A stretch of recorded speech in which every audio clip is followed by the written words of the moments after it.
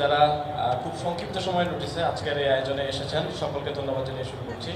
আমি শুধুমাত্র আপনাদেরকে একটা রিকোয়েস্ট করতে চাই, সেটা হচ্ছে যে আমরা এখানে যারা একত্রিত হয়েছি, দেখেন পরিবেশটা কত সুন্দর, কোনো ধরনের বিশৃঙ্খলা নাই, কোনো ধরনের ক্যাওস নাই। রমজান আমাদের জন্য শিক্ষা হতে পারে যে আমরা আশেপাশে কত ধরনের বিশৃঙ্খলা দেখি আমাদের ক্যাম্পাসে, আমাদের সমাজে।